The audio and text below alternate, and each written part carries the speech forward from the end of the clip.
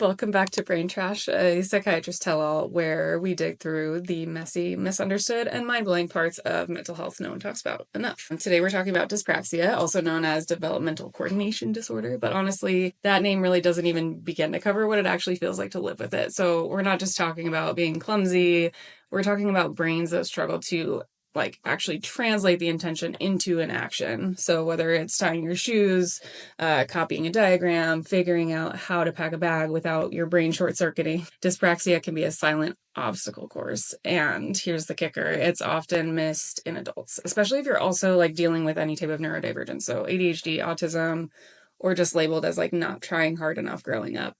If this sounds familiar, stick around because today we are breaking it down. What dyspraxia is, how it shows up in real life, what the brain is doing or not doing, and what treatments, if any, can help. So let's trash the myths and talk about the science.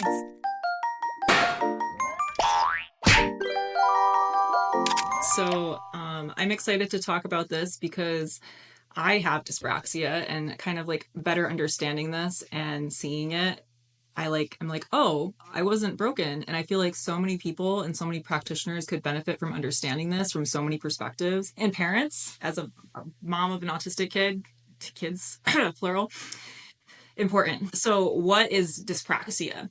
Let's start with praxia. So praxia is the brain's ability to plan and execute coordinated movements, right? And it's not about moving your muscles. It's about all of it, sequencing it in your brain. What steps do I do this in? What are the actual movements I'm making? Where am I in space? Am I going to bump into anything when I'm doing this? How small do I make the movement? How big do I move it?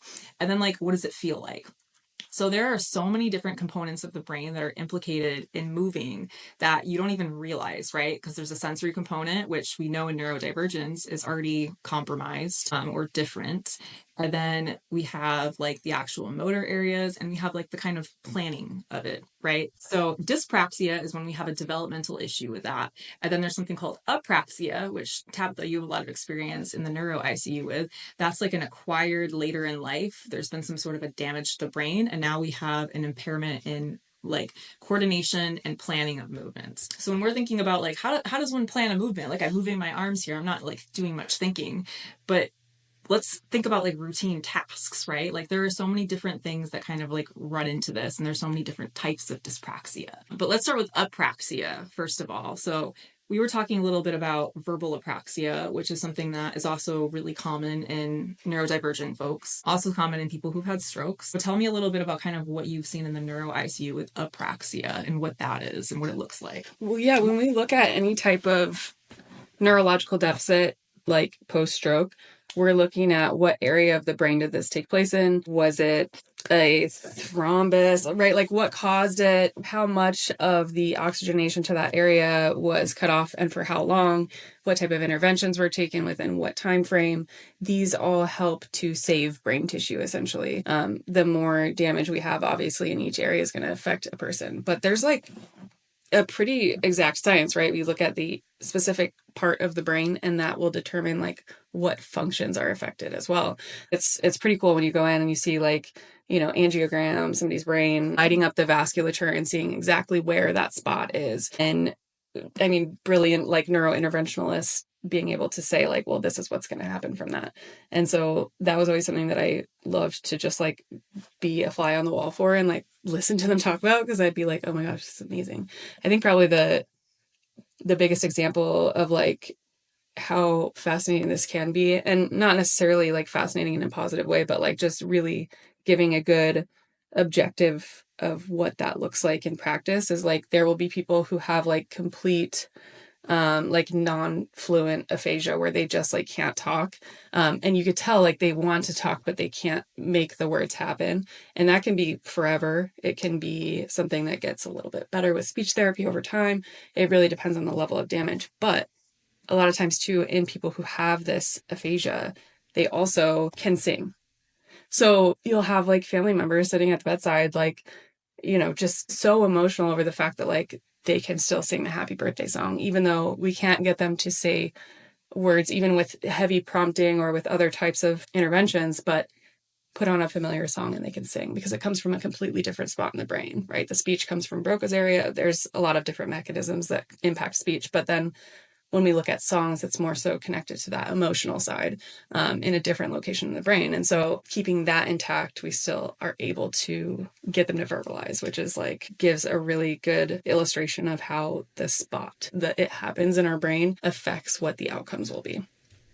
Dude, like the areas in the brain that can be implicated in strokes, we can pinpoint those, right? And that's kind of where it gets weird for neurodivergence is there's been a lot of studies that have looked at certain symptoms that people have in neurodivergence, like clumsiness or like an inability to copy a facial expression, an inability to say words that you have in your brain, but you can't sequence how to say it and it just comes out wrong. And then you end up kind of with this embarrassment component or like kind of freezing. So there are similar areas that are implicated in the brain. So some of them, cerebellum, this is where we see like balance happen. This is where we see like rhythm happen. We see like some of the motor planning happening here. We know that this is not as active in neurodivergent people who have dyspraxia. Basal ganglia, this is a part of the brain that does like automatic movements and kind of that like muscle memory component. That, again, not as strong. The parietal lobes, so this is something that's like heavily involved in dyspraxia, is sensory integration with motor planning. So like, where am I in space? How do things feel? How am I moving my body, right? All of that. And that can be really strong for people who have strong sensory issues. And then as they're overstimulated, those areas of the brain cannot then function to do basic motor tasks or basic planning. Premotor cortex and like prefrontal cortex, all of those areas being able to sequence out like what movements am I making or what steps do I take. Things like when I'm taking a shower, I need to take my clothes off and then I need to step into the shower. I need to make sure my glasses are off, my earrings are out. I need to wash my hair. I need to wet my hair. Like the amount of steps that go into such simple tasks that neurotypical people take for granted, that's massive. Even like as NPs, we're constantly trying to get people to take their medication or do their ADLs, right? Their activities of daily living. But I think a lot of us overestimate how hard this can be for people.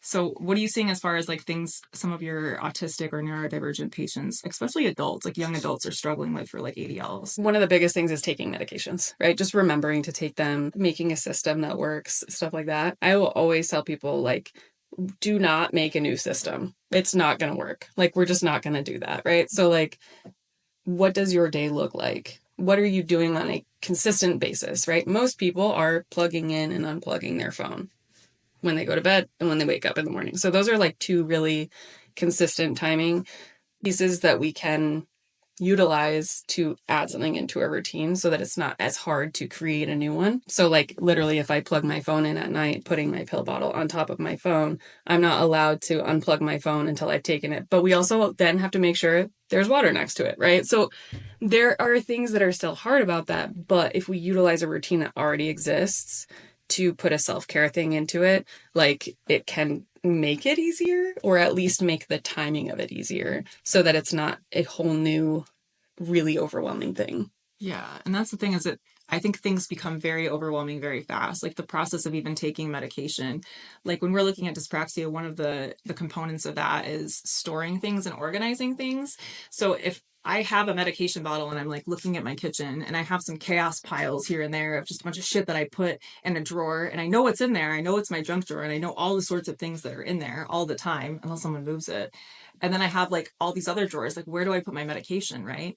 And if I try to make a medication section and organize everything in this very specific way, sometimes like that dyspraxia, one, makes it hard to figure out the organization process behind that. Two, like where do I put the medication? What do I do with it? And then three, if it's not in front of my face, am I even going to find it again, right? Because like memory also becomes a component that's impacted with dyspraxia. So not only are you having trouble with like sequencing out where things are, putting things away, moving things around, and then completing those tasks every day, but if you're not seeing it, that's even more of an issue. And then like when we have parents who have autistic kids, and this is, or ADHD kids, something in child psych that I've heard forever. Like, what are your biggest complaints about like what parents are coming in with their kids, their teenagers? I mean, they just won't do A, B, or C. It seems like they don't care. Why are they being lazy? That kind of stuff. Okay, so like that's the biggest thing. Why won't they brush their teeth? Why won't they take a shower? Why won't they take their medication? Why don't they do their homework? Why don't they go to bed? Why don't they clean the room? The room thing is something that I've heard like they get so angry that like their Adderall is not making them clean the room. And I'm like, bro, it's just not like. And like a lot of that comes from the dyspraxia of people can't sequence how to do those things. When I say go clean your room, that to somebody like a parent would mean like, okay, you need to like take everything off of your shelves, you need to reorganize it, you need to dust everything, you need to wipe those shelves clean, you need to like put your pillows, make your bed. By making your bed, you have to take the blankets off, you change the sheets, right? Like change the pillowcases. There are so many different components to cleaning your room that to somebody who can't even like put steps together that are very simple to, you know, kick a soccer ball or brush your teeth, then that's like beyond overwhelming, right? Handwriting, that's another thing. Like your handwriting is very messy. People with dyspraxia cannot make those fine motor movements to make nice handwriting. It just doesn't exist. We don't know how to grasp the pencil correctly. We can't even like if we're watching someone else do it, we can't copy that because there's mirror neuron issues. We can't learn that way. So it doesn't matter like if their intention is to clean the room or their intention is to write neatly, they just can't do it. So it creates this kind of like hostile environment where parents just don't understand where kids are, and they think that they're being defiant or avoidant when it's really like they're feeling like they will fail if they try this task. It reminds me of like back in the day, like, I don't know if you had these, but like we had like the spiral shoelaces or those little pencil holder things where like it would make your hand go right up, right? Like I had all of these things and I can't decide, was that my parents trying to help me or my parents being like, I'm so fucking frustrated with trying to continue to teach you how to do this that I'm just going to say, I fucking give up. Here's this device to help you or something, you know? It's interesting. Yeah, I have a little pen holder thing for Mayumi, but like she can do it when it's on, but when I take it off, she can't replicate it, which is again, it's a part of the dyspraxia of like she can't figure out where to put it and like she just can't learn it, right? Like it's so hard. So it's interesting, like lefts and rights can be hard, reading maps can be difficult. As far as like types of apraxia, the shoelaces thing, like people will often tie their shoes like way later, potty train way later if they have dyspraxia. So ideomotor dyspraxia, so this is like single step motor tasks, so like waving. So if you're trying to teach a nonverbal autistic kid and said like, okay, wave now, sometimes when you're telling them that, they verbally can't like put the task together to like put hand up, wave. That's hard. Ideational dyspraxia, so multi-step action. So I need to make I need to make an IKEA furniture thing. You open the book. Personally, no matter how many times I've made it, I make it backwards or like upside down or like going the wrong way. I don't even know because I'm like so proud of myself, and then it like gets to the end and I'm like, why is it wrong? Drawer like won't go all the way in or something. Go in, or like I literally use the wrong screws. Like everything is just always wrong, and I just don't understand it. Like I built a chair for our patio. Dude, I was like, how could you even fuck this up? I'm like, now I can tell him it's like it's the autism, bro. Sorry. One of the most interesting ones I found is constructional dyspraxia, which is like building things, parallel parking. So parking, you might often hit curbs or have trouble getting into a spot because of that spatial awareness component. Tripping over your feet, clumsiness. If you go to like organize a shelf, you knock things over, you're breaking things in a store. Like you go to grab something, you've knocked 10 things over. You go to drink water, it spills down your face. Because you can't get the tip right or your mouth isn't opening at the correct time. You're going to eat and like you don't remember to chew first, so you're just like kind of like rushing or swallowing it.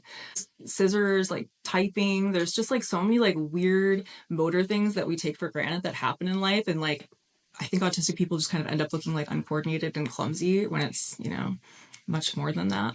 Okay, but like you're listing all these things off and I'm thinking like, isn't it like, doesn't everybody have some of these? I mean, yes, but then it's like, how severe are they, right? Like, by a certain age, a kid should be able to ride a scooter, right? But like, when you're watching a kid ride a scooter, a lot of kids will just get on it and they'll just learn to ride it. That's what my neighbor told me. She said, your kid's just going to get on it and learn to ride it. And like, I don't know how many times I kept telling her, like, this is how you pedal your bike, or this is how you like put your foot. And she couldn't get it, dude. Like, and there's kids who are younger than her, who are like 1, and they're getting it. And she just couldn't figure it out. Well, we still can't do the pedal bike because the problem is when you pedal backwards, it breaks. And so pushing forward is the hard part for us to learn over here. So every time I try to get him to like pedal, it just stops the bike because he goes backwards. He can't figure out how to go forwards. And then we get like mass amounts of failure that ends up in frustration and outbursts. And I just don't want to do it. Don't touch me. Forget it. I don't want to do it. Right. And then I'm carrying a bike for a mile. Yeah. That sounds familiar. Mm-hmm. Yep. And just abandoning ship. Yep. Any step that my daughter tries to take, I swear to God, it's like avoidance, because she knows that like she's not going to be able to do it, or she like can't, so she just won't. Sometimes like utensils, you miss your mouth so often, you just end up using your hands. So you'll see kids who just like won't try. But that was a rule at my house growing up, is that I was allowed to eat with my hands at home, but at restaurants I had to actually use silverware because it looked weird for me to not in public. So like it's fine. Everything's how old normal are you? here. Is this like 17 you had this rule put in, or is this like... Oh yeah, no, I was like 15 still when I was doing it, but no, it started when I was like a little kid. I mean, to be fair, I most often get so annoyed with having to like be bothered by silverware that sometimes I just eat with my hands and I just don't give a fuck. Yeah. I mean, other cultures do it all the time. Fucking love eating Egyptian food. You just like rip off the fucking bread and pick it up. And take it. Oh my God. So much easier. That's what I tell myself with even like the Filipino culture. I'm like, we're just eating like, you know, Filipinos and doing the whole meal thing. And like, Judel's like, no, we use spoons in the Philippines. Okay, so the level of involvement that it has in like causing distress in different areas of your life and functioning and all of that, but like, how do we differentiate the motor skills issues or verbal stuff that come as part of the diagnosis of autism or the inattention of ADHD or that kind of stuff versus these separate things that are apraxia and dyspraxia? That's interesting, because like with ADHD sometimes like it'll exacerbate it, so you can't even really pull it apart until you've gone ahead and like medicated it. So with ADHD, if you are so inattentive, already making careless mistakes, already kind of clumsy, and then you have this on top of it, right, it kind of just like the inattention of like, well, now I can't focus on the few steps that I could sequence, and now I'm like really lost and erratic. Sometimes that'll come across more so as like hyperactivity and a lot more avoidance because of that.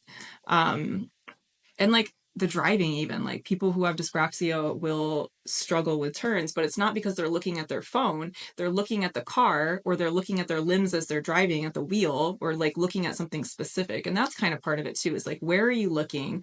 Do you have control of your limbs? Are you being kind of like careless, like you were paying attention to like the bird that's flying over there and then you like missed something? Or are you like actually focusing on your leg and still missing the ball when the ball is coming to you, right? Are you like dropping something because you're watching your hand and somehow like everything still falls and you're like, what the fuck's wrong with me? Or are you dropping something because somebody said something and you're like, what? And then all of a sudden, you know, the whole shelf falls on you. That would be like my differentiating factor there. But dyspraxia would be kind of like the reason that we see like toe walking, like balance issues, like a lot of the gait issues that happen with autistic folks.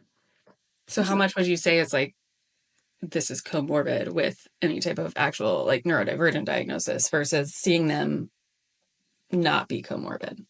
I want to say it's like close to 80% of people who are autistic also have a form of dyspraxia. And there's like several different forms, whether it's like planning your verbal output, whether it's like building things, whether it's like math type things, drawing pictures, all sorts of things like that. ADHD, I think the number was lower. I think it was closer to 50% of people with ADHD will have some form of dyspraxia, which is still fairly common, right? But not as common. Dyspraxia is something that's developmental, so it's seen in from like birth up, not necessarily from like an acquired thing. That would be apraxia, like you were talking about, somebody had a stroke or there was brain damage of some sort. What do you think too, like when I hear you talking about these things, it's like there's a lot of times that I will hear parents putting in a lot of effort to correct these things, reverse these things, right? Like we're talking about with the pencil thing, right? Or, hey, I don't know how to clean up my room, so I'm just going to like tell you to keep doing it. And, you know, in the best way, they're trying to help their child, but maybe this is not addressing the need of like, hey, I need to break this down into smaller steps and that kind of stuff. How much of this do you think like lends itself to late diagnosis of things because there's that masking component that comes when we're like being corrected all the time? That's interesting. I think that a lot of the problem though with the correction is that even when it's corrected, it cannot be fixed. So it becomes the cycle of just hating your life and depression more so than anything else, because you can't even mask it at that point.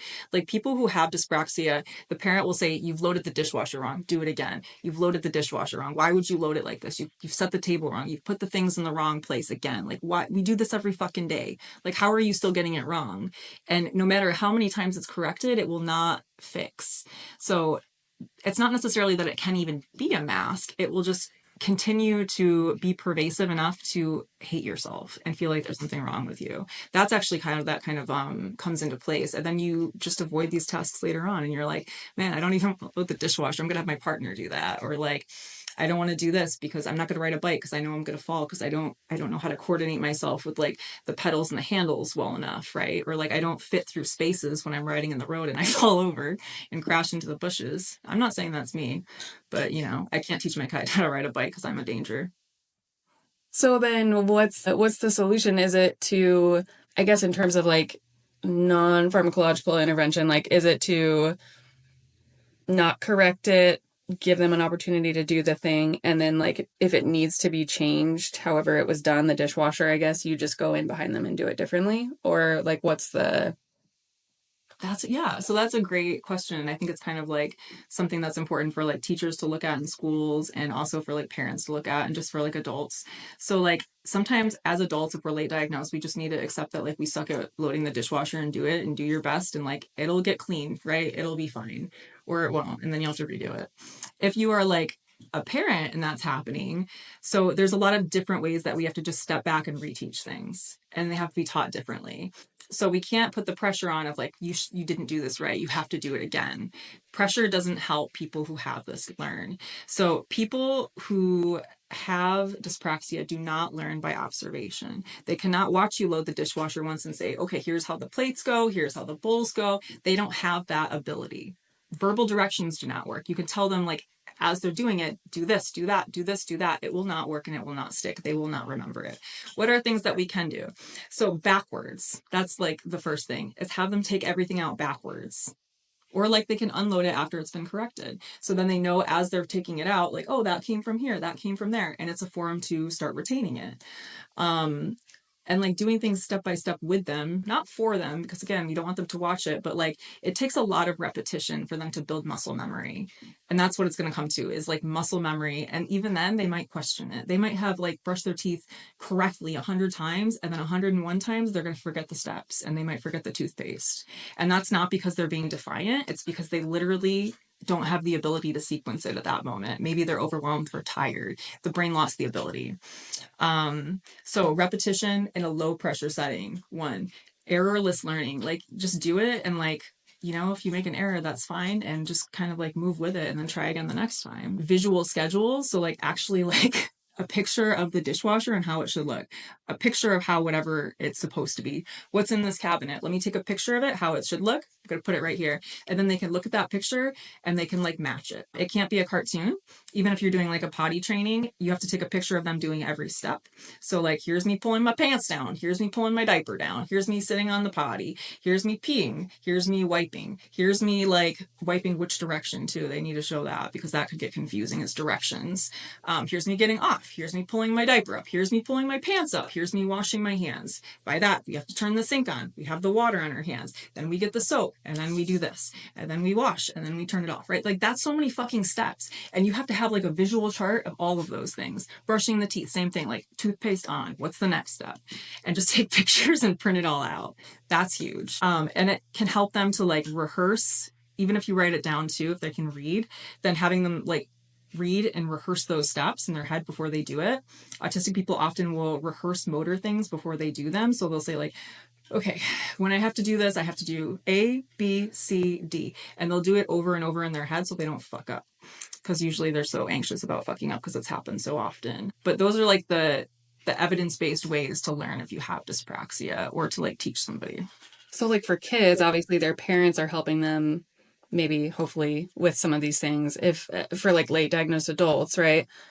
Identifying the thing that needs to be laid out better can be really hard. I think that this is also a good example, again, that we've talked about before, where like something like occupational therapy can be so helpful, because otherwise we're like shame spiraling in a therapist office, but there's no solution. Nobody's sitting there telling you this is how to do this thing. This is how to get yourself over that hill, right? Be able to do the thing, but it's hard to see it objectively as an adult who's also supposed to be taking care of yourself all day, every day too, you know? And therapists aren't necessarily going to know what to say if they're not understanding what dyspraxia is. And a lot of them don't have the training in it. So it's important, even as a therapist, if you're watching this, to think about like, what can I do to help the client organize themselves? Like, let's build a system, right? Like, first, step one, build the system, have them take a picture of it so they can match it, have them put the verbal directions in. But breaking these things down into like minuscule small steps that you would think are like, this is overflow, like too fucking simple. No, like people who have dyspraxia really need it that broken down. Like, you know, I forget to take off my glasses before I go into the shower. It's too late because I just don't put that step in there. Because like I do that shit all the time. Sometimes I'm like, I just don't, sometimes I'm wearing them by the time I get to the shower and sometimes I'm not. So it's just hard. So that's where like, you're right. OT can like come in to build those routines and help you build systems so that you can be successful. There are OTs for adults who are like amazing. Like we know Sarah Anderson in Arizona is probably like one of our favorite people to refer to because like it's amazing that you can send adults there and they can just teach you how to adult and how to function because like we've just suffered with failing so freaking often that we're like, well, fuck, I give up, man. I just suck. But then like when you get in there, you're like, oh, I don't suck that bad.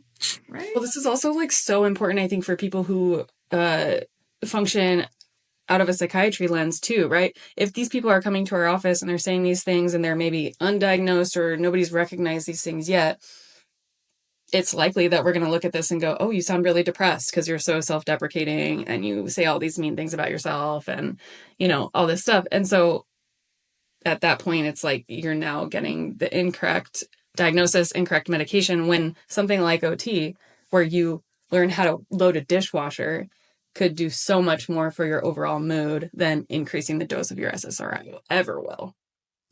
So what are things we can ask to assess for this as NPs or as therapists if we're not used to this kind of thing? We can look at like, how are you at copying facial expressions? Like if somebody does something weird with their mouth, can you copy that right away? Or like rolling your R, something like that, right? That's like foreign to you. Are you able to just copy and do? Or do you have a trouble and you have to kind of like sit through it for a couple minutes and it takes longer to process? If somebody gives you verbal instructions to build furniture, you have verbal instructions in front of you. Do you get it wrong? Do you get it correct? Are you able to do your buttons and dress yourself, or do you have trouble and that takes you longer than other people?